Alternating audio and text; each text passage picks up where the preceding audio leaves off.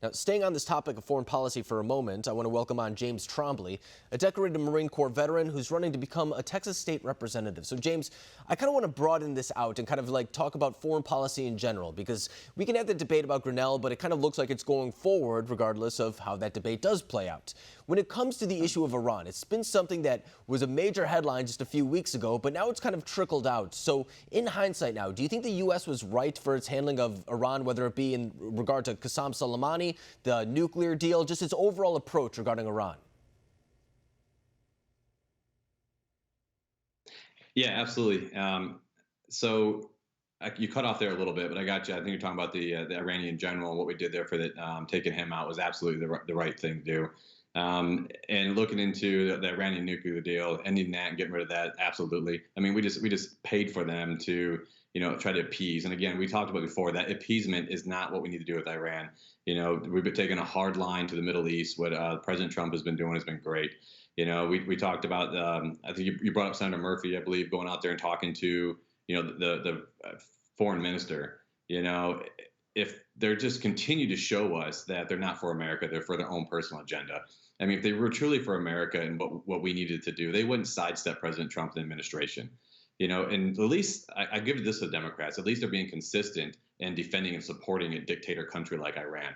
At every turn that you always see them defending them. And this is a country that not only killed, civilians on an airline, but also killed an American back December 27th.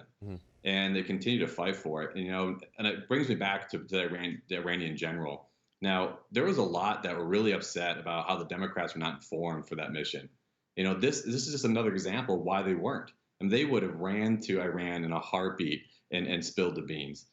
So this is just a continuation of showing that the Democrat side of it and these senators and officials, they don't care about America. They care about their own agenda.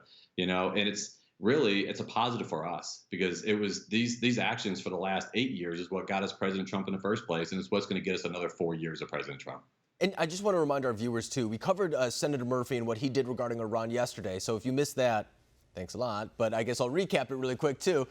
So Senator Murphy met with the Iranian foreign minister while abroad. And he came out with a statement this week. And he kind of talked about the idea that he wanted to send the message that the Democrats in the United States were not on the same page as the Trump administration regarding the approach to Iran. And that's the same type of mindset that we've heard from former Secretary of State John Kerry, who kind of once again talked to Iranian officials, delivering that very same message, saying if you kind of hold off right now, maybe there will be a different administration in 2020 that you can negotiate with. So President Trump now coming out this morning saying that could be a Logan Act violation, which is a private citizen trying to kind of usurp the different authorities or kind of undercut U.S.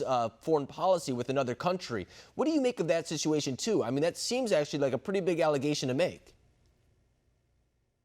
Yeah, I mean, the Logan Act, it's been around for a while, and correct me if I'm wrong, but I don't think anyone's ever actually been prosecuted under the Logan Act. I think it's just one of those things that we can show as a stature, just to, hey, start getting on the right team and stop trying to sidestep our administration and doing things on your own ball. If you ever had a team or a business or even your own family and you have somebody that goes against you behind your back, I mean, that's detrimental for that business, for that family. And that's the way we got to look at it. And we got to look at America as a family. Yeah, we're going to have some infighting. We can have some problems. But when it comes to outside sources like that, you can't be doing that. I mean, it really does set us up for failure. And, I kind of want to stay in the Middle East, but pivot to a different country right now that's kind of in the news, Afghanistan.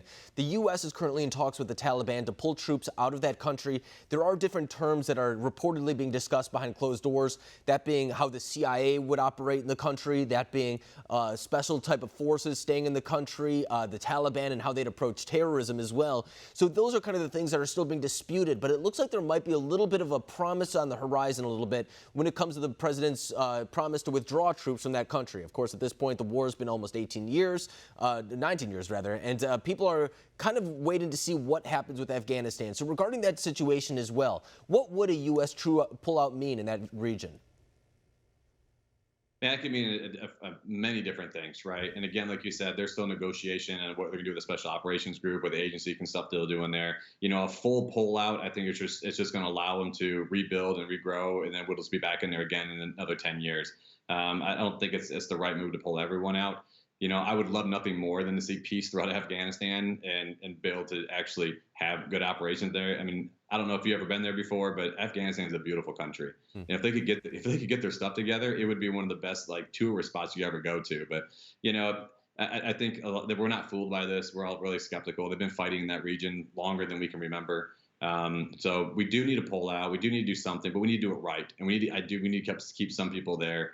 Our special operations guys, our agency, intelligence. I mean, that's what their job's there for. That's what they do.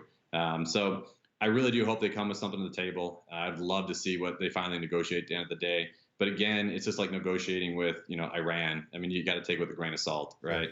I mean, they say one thing and they're going to do something different. So. Yeah, and this is a big campaign promise, too, for the administration. Of course, you hear America first very often, but that actually comes back to the idea of kind of keeping the promises from 2016, bringing troops home. And as far as foreign policy goes, the president actually has a lot of achievements to go off of going into 2020. But James Trombley, you can learn more about his campaign at trombleyfortexas.com. James, I really appreciate you coming on tonight. Thank you.